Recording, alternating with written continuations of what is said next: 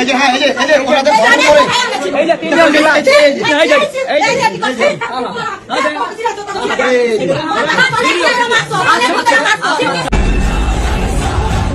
জাইমা রহমানের নাইট ক্লাবে নাচের ভিডিও নিয়ে প্রকাশ্যে সাংবাদিকদের সামনে কেঁদে কেঁদে যা বললেন তারেক রহমান। জাইমা রহমানকে ঘিরে সামাজিক যোগাযোগ মাধ্যমে শুরু হয়েছে তীব্র আলোচনা ও সমালোচনা। সম্প্রতি একটি ভিডিও সামাজিক মাধ্যমে ছড়িয়ে পড়েছে, যেখানে এক নারীকে নাইট ক্লাবে নাচতে দেখা যাচ্ছে, যা অনেকেই জাইমা রহমানের বলে দাবি করছেন। দর্শক, আজকের এই ভিডিওটি দেখলে আপনি রীতিমতো অবাক হয়ে যাবেন। কি এমন ঘটনা ঘটতে যাচ্ছে দেশে? একের পর এক এমন সব বিরল ঘটনা ঘটছে যা ভাষায় প্রকাশ করার মতো না। আজকে আপনাদেরকে যে ভিডিওটি দেখাবো সেখানে তিনটি মহিলা, তিনটি নারী, তিনটি মেয়ে বলা যায়, তারা এমন অঙ্গভঙ্গি করছে কিংবা সেখানে যখন সাংবাদিকরা গিয়ে উপস্থিত হয়েছিল নিজের গায়ের পোশাক নিজেরা টেনে ছিঁড়ে ফেলছে এবং কি সাংবাদিকদেরকে দোষী বলে সাব্যস্ত করার জন্য সর্বোচ্চ চেষ্টা করেছিল। ভাগ্যিস সেখানে তারা লাইভে ছিল, যার কারণে বেঁচে গিয়েছেন, নয়তো হয়তোবা তাদের নামেই নারী নির্যাতনের মামলা হয়ে যেত। এমন দৃশ্য দেখলে আপনিও হয়তোবা রীতিমতো অবাক হবেন। তাই আপনাদের জন্য ভিডিওটি খুবই গুরুত্বপূর্ণ। এদিকে তারেক রহমানের কন্যা জাইমা রহমান, তাকে নিয়ে হঠাৎ যে সকল ভিডিও ছড়িয়ে যাচ্ছে তা দেখলে রীতিমতো অবাক হয়ে যাবে। ওনাদের ফোন করে এই যে তিনজন মিলে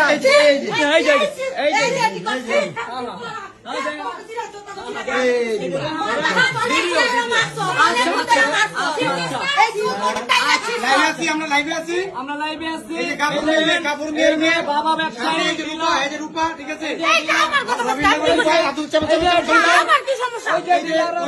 ঠিক আছে এই যে ধরার কারণে এই যে বড় ডিলার আমরা ধরার কারণে ঠিক আছে আমাদের নাকি ধরে 100 টাকা দিয়ে আমাদেরকে ধরিয়ে দিবে। এই যে ডিলার এই যে সবাই দেখেন ঠিক আছে এই যে আমাদের নাকি ধরিয়ে দিবে ওই যে আমাদের নাকি ধরিয়ে দিবে।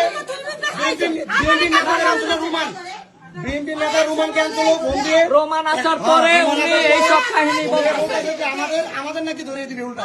এই যে আমাদের কাছে যে আমাদেরকে পুলিশে ধরিয়ে দিবে। হ্যাঁ এই যে বিএনপি নতুন বিএনপি নাম বাংলাদেশে বিএনপি নাম বাংলাদেশে জাস্ট নতুন বিএনপি নাম বাংলাদেশে ঠিক আছে আপনারা তো নিজের চোখেই দেখলেন যে কিভাবে জামা টান দিয়েছিল। ছিঁড়ে কিভাবে বললো যে ছিঁড়ে কি বললো যে ছিঁড়ে কি বললো যে আচ্ছা ঢুকেন আপনি আমরা চাই এরকম আমরা চাই আমাদের ফের দিতেছে আমাদের ফের দিতেছে আমাদের ফের দিতেছে আমাদের ঢাকা থেকে আমাদের 5 লাখ টাকা নিয়ে গেছি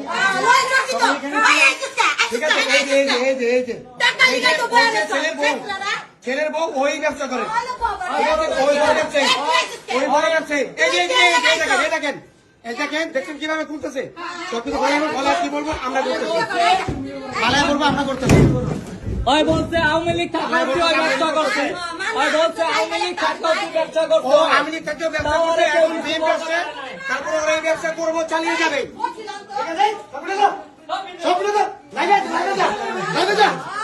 ঠিক আছে এরকম করতেছে ওরা ঠিক আছে। এখন ওদের বিরুদ্ধে সাম্প্রতিক দিনগুলোতে সোশ্যাল মিডিয়ায় ভাইরাল হওয়া একটি ভিডিও নিয়ে দেশজুড়ে তীব্র আলোচনা সমালোচনার মধ্যে সকালে গুলশানে বাসভবনে এক অভূতপূর্ব সংবাদ সম্মেলন করেছেন প্রধানমন্ত্রী তারেক রহমান।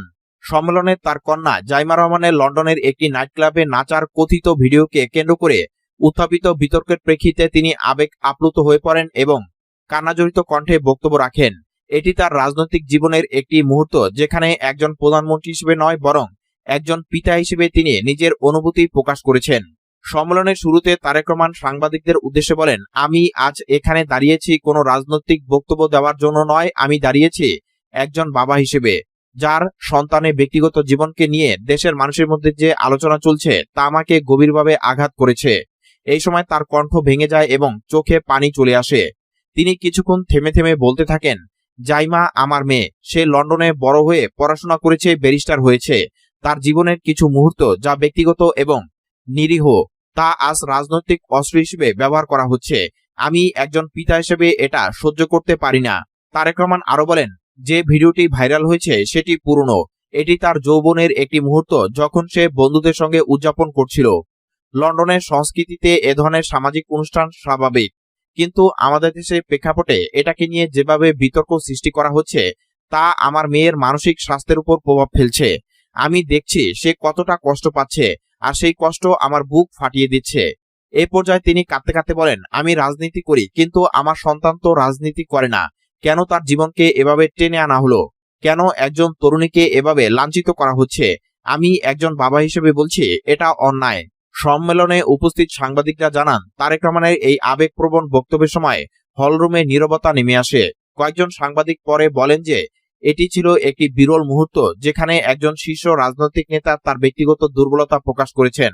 তারেক রহমান আরো যোগ করেন, আমি জানি রাজনীতিতে থাকলে ব্যক্তিগত জীবনও প্রশ্নের মুখে পড়ে, কিন্তু আমার মেয়ে তো কোনো পদে নেই, কোনো দায়িত্বে নেই। সে শুধু আমার সন্তান। তার স্বাধীনতা, তার আনন্দকে নিয়ে এভাবে প্রশ্ন তোলা হচ্ছে, এটা আমাকে ভেঙে দিচ্ছে।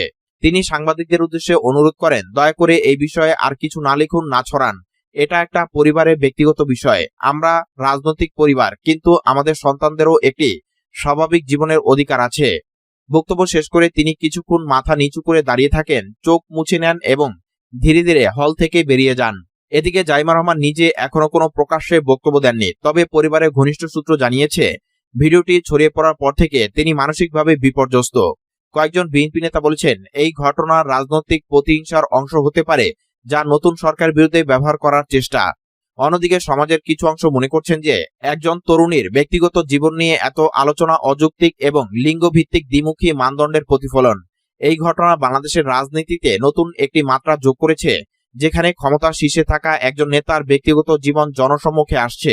বিশ্লেষকরা বলছেন, তারেক রহমানের এই আবেগপূর্ণ প্রতিক্রিয়া তার জনপ্রিয়তাকে প্রভাবিত করতে পারে। কেউ এটাকে মানবিকতার প্রকাশ বলছেন, কেউ আবার রাজনৈতিক কৌশল। তবে যাই হোক, আজকের এই সংবাদ সম্মেলন একটি পিতার কান্না হিসেবে অনেকের মনে থেকে যাবে। সদ্য বিদায় নেওয়া অন্তর্বর্তী সরকারের নিরাপত্তা উপদেষ্টার দায়িত্ব পালনের সময় আলোচিত ডক্টর খলিলুর রহমান বিএনপি সরকারের গুরুত্বপূর্ণ পররাষ্ট্র মন্ত্রণালয়ের দায়িত্ব পেয়েছেন। তার এই নিয়োগে অনেকের মতো দলটির নেতাকর্মীরাও অবাক হয়েছেন কিছুটা। বিএনপি সরকারের এই নিয়োগের কড়া সমালোচনা করেছে বিরোধী দল। বিএনপি নেতাদের কেউ কেউ বলছেন, খলিলুর রহমানকে পররাষ্ট্রমন্ত্রী করার বিষয়টি তাদের জন্য বিব্রতকর হয়েছে। নানা আলোচনা চলছে ব্যবসায়ী, অর্থনীতিবিদ সহ বিভিন্ন মহলে। কারণ অন্তর্বর্তী সরকারের 18 মাসে অনেক সময় খলিলুর রহমানের ভূমিকা নিয়ে আলোচনা সমালোচনা হয়েছে। বিএনপি নেতারা আনুষ্ঠানিকভাবে খলিলুর রহমানকে মন্ত্রী করার পক্ষে বা বিপক্ষে কোনো দিকেই কথা বলতে রাজি হননি। তবে দলটির নীতি নির্ধারণী পর্যায়ের একাধিক নেতা অনানুষ্ঠানিক আলাপে বলেছেন, কূটনীতিতে খলিলুর রহমানের পেশাদারিত্ব রয়েছে।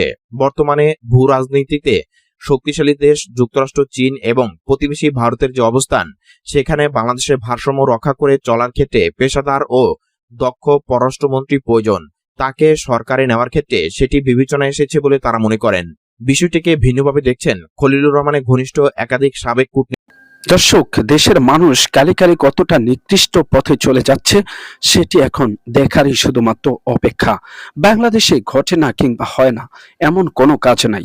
এখানে সব ধরনের ব্যবসা, সব ধরনের অপসংস্কৃতি, এখানে নারীদেরকে নিয়ে বিভিন্ন রকমের কটূক্তি কিংবা নারীবাদী ব্যবসা, যেগুলো সবকিছুই চলছে দেশে।